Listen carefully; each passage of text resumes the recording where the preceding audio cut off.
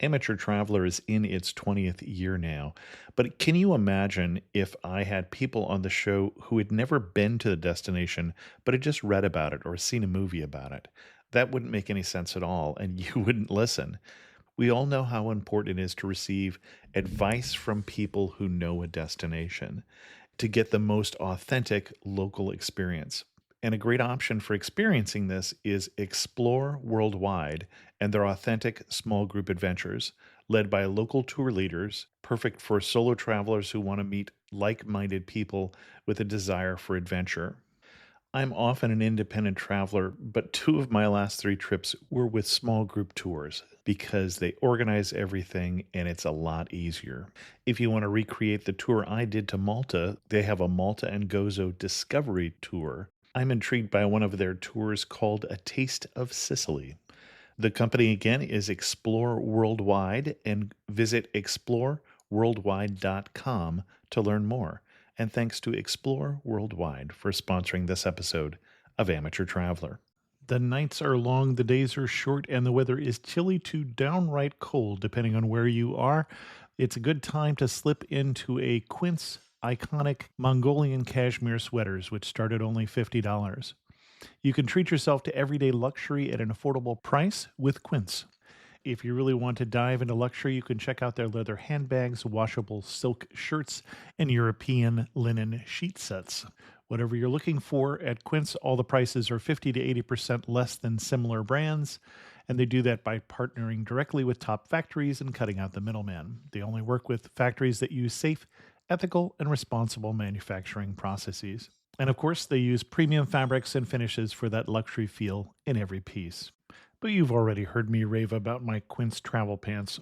Treat yourself this winter without the luxury price tag. Go to quince.com/traveler for 365-day returns plus free shipping on your order. That's QUINCE.com/traveler to get free shipping and 365-day returns. Quince.com/traveler. And thanks to Quince for sponsoring this episode of Amateur Traveler.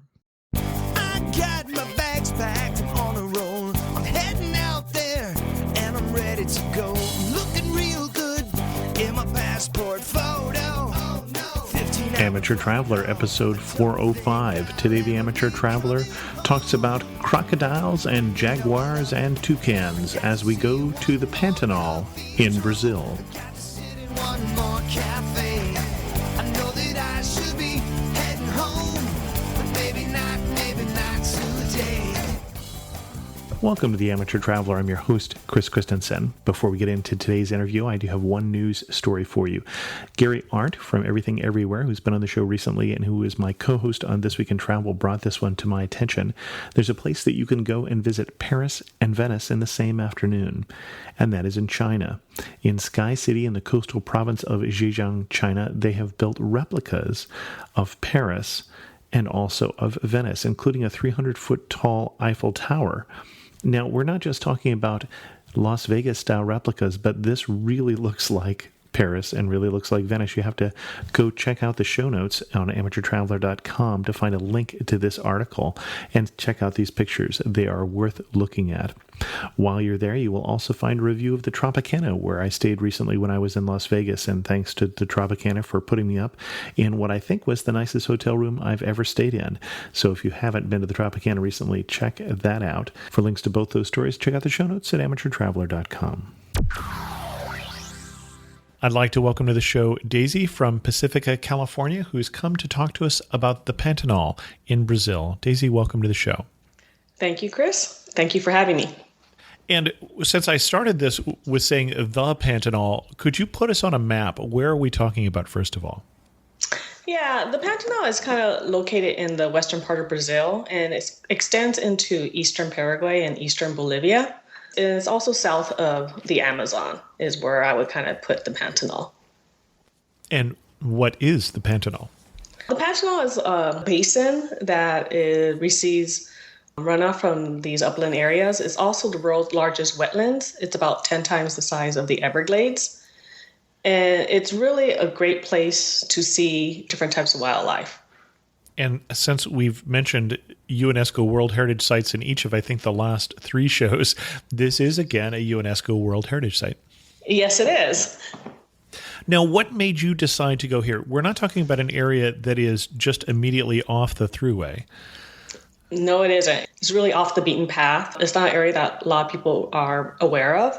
And the reason we were interested in going to the Pantanal is that my husband and I are really big on wildlife adventure and travel.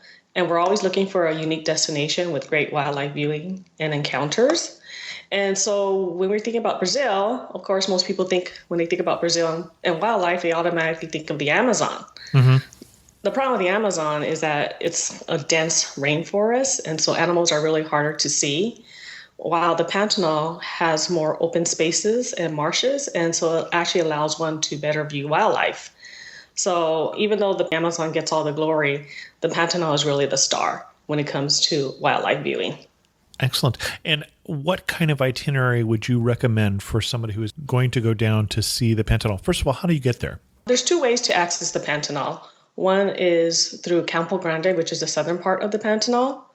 And usually they have cheaper accommodation and tours.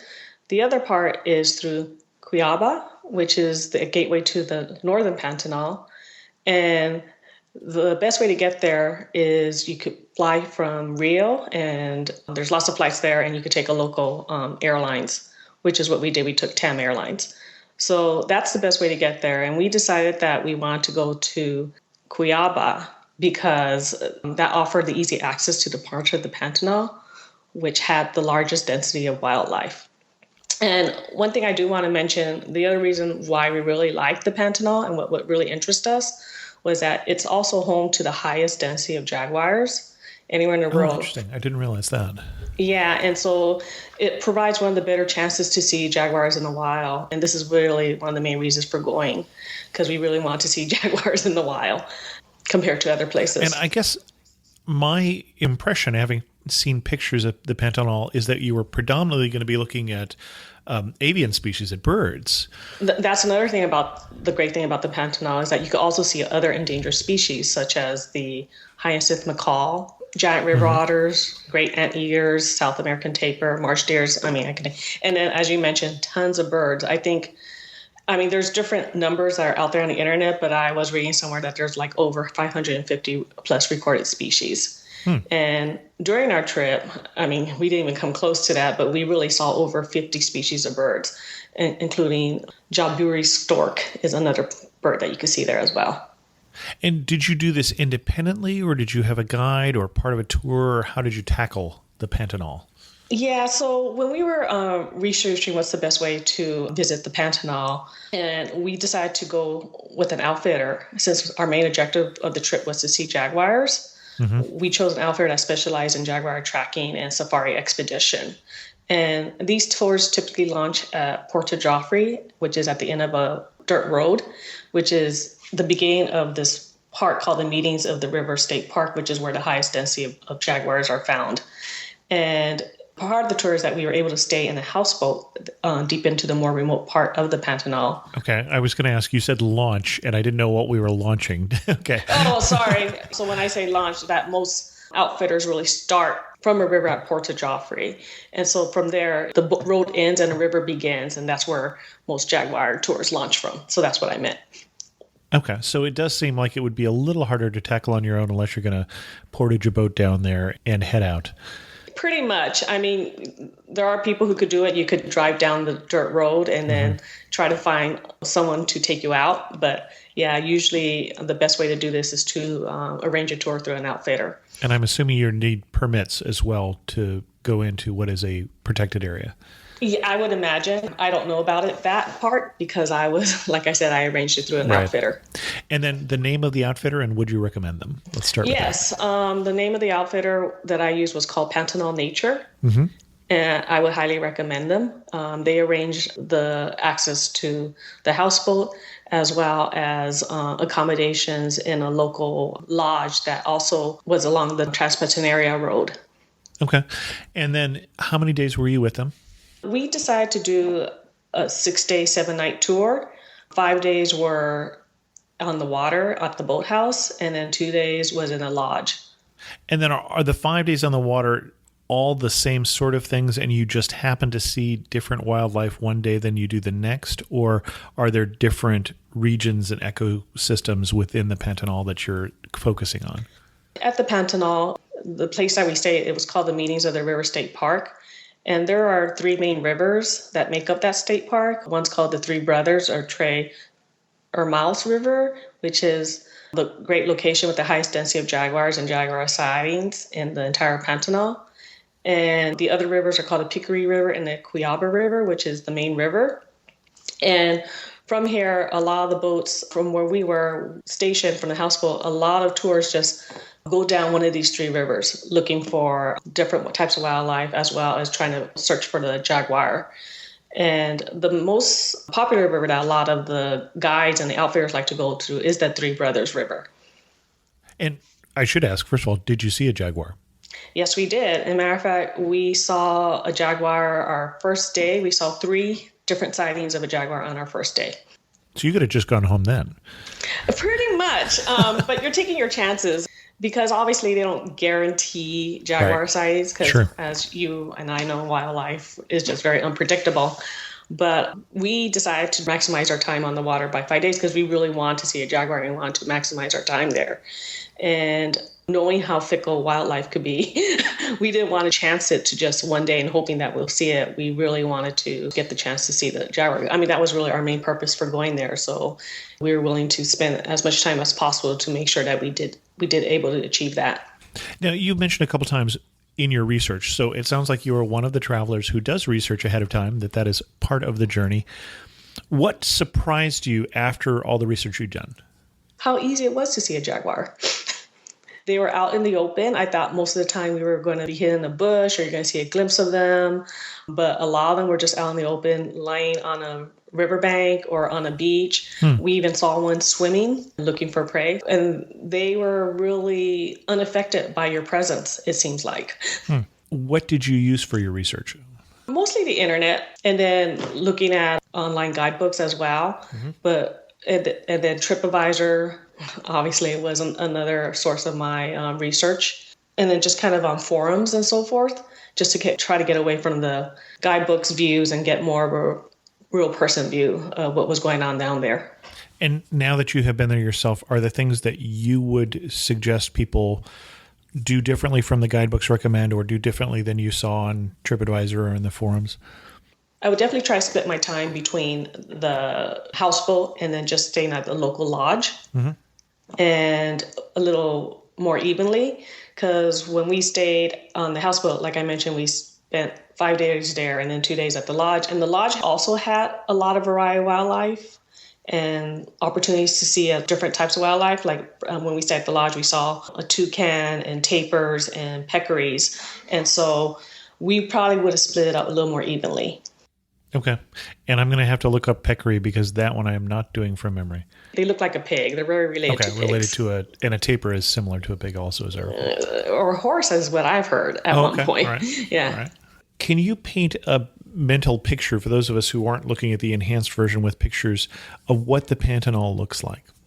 The Pantanal I would describe as waterways, bunch of rivers, lowland marshes with riverbanks and brush. And that's how I would kind of describe it.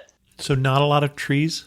There's some trees, but they're low. I mean, they're not very high trees. So you can see off into the distance more. You could see off in the distance more. And then, like I said, there's a lot of marsh. So when you go through the boats, you see a lot of vegetation that surrounds you and like riverbanks and so forth.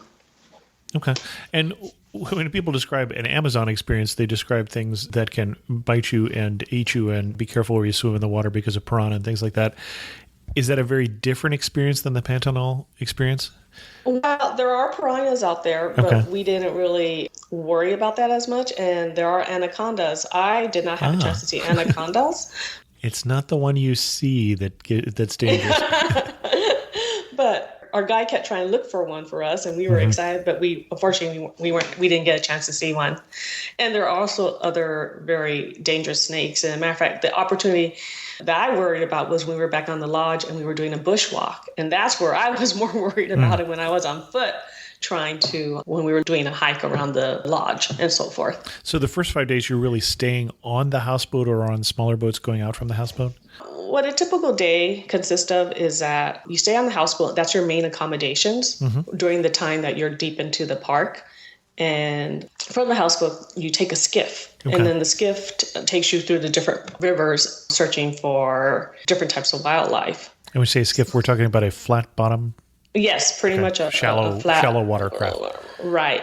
And they have different various sizes skiff depending on how large your tour is. It was only the two of us and our guide, so our skiff was pretty small. Okay. A typical day would consist of every morning, afternoon, we would head out in a small boat searching for the jaguars and other wildlife along the river. We'll get up, have breakfast, 6 to 6:30. We're on the skiff with our guide and our boat driver, searching for jaguars and other wildlife along the riverbanks.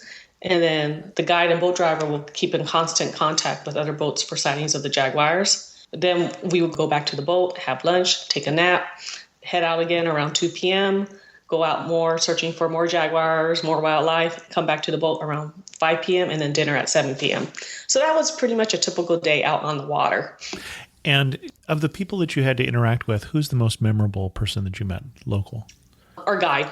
I mean, he was extremely knowledgeable. He was really excited, and he was really into photography, and he just knew how, like, he could look at birds and give you the whole background on them as well, and just kind of tell you just from a distance what type of bird they were.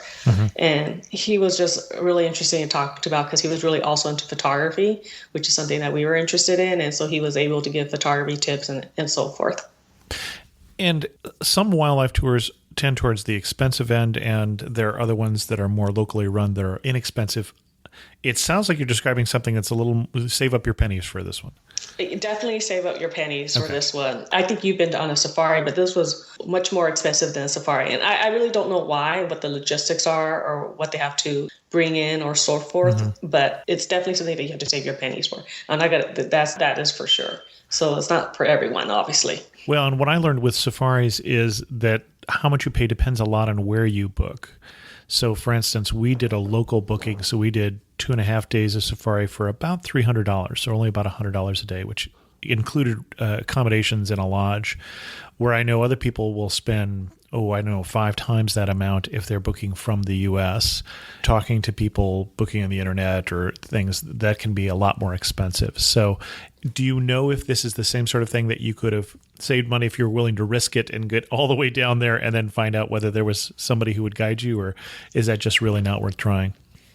Well, I think there's other ways to experience the Pantanal, which is slightly cheaper. You could book directly at one of the many lodges, which offer accommodation, foods, and activities, such as bushwalking, fishing, horseback riding, night drives, and boat rides in an adjacent river, and you still have a good chance of seeing a jaguar and different types of wildlife. But because we really want to see a jaguar, we decided to choose a tour that specializes and allowed us to stay deeper into the Pantanal. I think it became really expensive because of that. Got it. So the houseboat stay versus the lodge stay, for instance. Exactly. Okay. Exactly. Excellent. So you're standing in the most beautiful spot that you saw on your whole trip. Where are you standing and what are you looking at? This was on when our stay in the lodge. They were adjacent to a river called the Rio Claro. And we were coming back from a boat ride during sunset. And we're just driving down while the sun's going down. And then out in the distance, you see a tapir swimming and going across the bow of your boat while it tries to go across to the other side of the bank. I think it was a very beautiful setting to see that, to be on that river while the sun was setting. Excellent. So sometimes when we talk about explorers going deep into the countryside or deep into the jungle, they see animals they're not expecting. Was there a moment that you saw some sort of animal and you thought they are making that up? That can't possibly be real. The tapir is definitely one of those animals that look like they're making it up. I don't know if you've ever seen one, but they're really strange looking. And again, I don't even know what they're related to exactly. They have like a bump in their head or like a snout, but then it has kind of a bump. I can't really describe it. But they're decent size, bigger than a large dog, smaller than a horse. Yes. They're pretty big and they're pretty dense animals, actually. And do you happen to speak Portuguese? And did you have any trouble getting around if you don't? I don't speak Portuguese. Okay. I try to take a 2-minute lesson on that to help me get by. My husband does speak Spanish, so there is some crossover there. But even he had problems because of the way they pronounce things, and then they're also speaking really quickly, so he couldn't follow through very well. And speaking a different language, so that... Well, yeah, but there's some things that are shared, right? There's some similarities between the two languages, but it still didn't help him that much. It helped him a little bit, but not that much. And so as long as you kept close to the tourist areas, you were fine with English. But there was a lot of times where Portuguese was spoken, even in some like real touristy places that we were surprised at. Okay. But little hand waving and little charades. Tourist charades always work. Always works. And pointing and grunting. One thing you should remember to pack before you head to the Pantanal, besides your binoculars and your telephoto lens. Your bug spray. Sure. Yeah, that's always one. And patience, because we were out on the water for 5 days. And after spotting your jaguar, and then you keep going out and doing the same thing, it gets a little monotonous. And so after the 4th day, we were kind of done. And we said, all right, let's do something else. and so forth. So I would kind of say that. And your patience, because you're not always, there are going to be stretches of time where you're not going to see a jaguar or some interesting mammal. You're going to see the same caiman that you always saw. So I would definitely pack that. Okay, excellent. Before I get to my last 3 questions, is there anything else that we should know before we head out to the Pantanal? It was worth it? Oh, it was definitely worth it. You felt like you were in a different part of South America, which not a lot of people really know about. Every time I mentioned the Pantanal when I was talking about where we were going, people were like, huh? So it meant, which was a good thing, right? So it meant that we were going to an area that was still relatively undiscovered. Okay. One thing that makes you laugh and say only in the Pantanal. You hear over the radio about sighting of a jaguar. All of a sudden, your boat driver starts gearing up the engine and speeding off to an area where the jaguar was sighted. You start approaching. You see 4 other boats waiting, and everyone's waiting and looking bored because they see a jaguar, but he refuses to show himself. So that always cracked me up. Excellent. Finish this sentence. You really know you're in the Pantanal when what? You see other boats racing around you, and they're going somewhere, and they all stop because they all saw a jaguar, and they're all staring at the jaguar. Excellent. And if you had to summarize the Pantanal in 3 words, what 3 words would you use? South American safari. Excellent. Well, thanks so much, Daisy, for coming on the show and sharing with us your newfound love for wildlife and for the Pantanal. Well, thank you, Chris, for having me. In news of the community, I had an email a couple weeks ago from Tina, and Tina said, "Hello, I stumbled across your podcast recently and I'm really enjoying it. I'm a homeschool mom of 2, and since I grew up all over the world, my dad was in the Navy, I've always wanted to take my kids to see more of the neat things I've seen and places I've lived, but can never seem to find the time or money to sort out how to do it. I think your podcast is going to be a great help in that regard, especially since you have covered so many destinations I have on my list of places to go, so thanks for that. I was wondering if you've done anything on educational destinations with kids, especially in the U.S. Immediately, what sprang to mind, I think where educational value of a trip would be historical destinations like Colonial Williamsburg, Virginia, and Plymouth Plantation, Massachusetts. I've also heard there are Laura Ingalls Wilder's locations, and I imagine there must be places to see and learn about parts of the Underground Railroad. Also, off the top of my head, I think there would be NASA tours or other science-related trips, music/musician destinations, birthplace of jazz, Kitty Hawk, art-related tours, famous artists' homes, famous architects like Frank Lloyd Wright, just things off the top of my head. And I wrote back to Tina, but I thought this was a great question. We have covered a number of those things on the show. There is an episode on Colonial Williamsburg, which we did a number of years ago, but Colonial Williamsburg hasn't changed a whole lot. I don't believe we've talked about Plymouth Plantation yet, or Laura Ingalls Wilder destinations. Underground Railroad, there's a new Underground Railroad museum in Cincinnati, but we have not yet done it on this show. There are definitely NASA tours. I believe there are NASA tours in both Cape Kennedy and in Houston, but we again have not talked about them in the show. We have done a show on Kitty Hawk.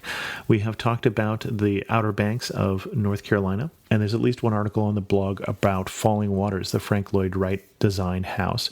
There are apparently many things that we have not yet talked about on Amateur Traveler, and I say this because we're always looking for people to come on the show and bring us their destinations and their travel stories. So keep that in mind. You might be the person I'm looking for. We're going to wrap up the show with that. There is a discussion going on the Facebook community about a possible Amateur Traveler trip. I would love your feedback with that. I am serious about doing a trip, probably starting with a fairly small group trip sometime in the later half of this year. So if you're interested, either drop me an email or find that conversation in the Facebook community. With that, we're going to end this episode of The Amateur Traveler. If you have any questions, feel free to send an email to host@amateurtraveler.com or leave a comment on this episode at amateurtraveler.com. You can also follow me on Twitter at Chris2X. If you don't know, we also have an Amateur Traveler app in the iTunes App Store, and some people find that the easiest way to get the show. As always, thanks so much for listening.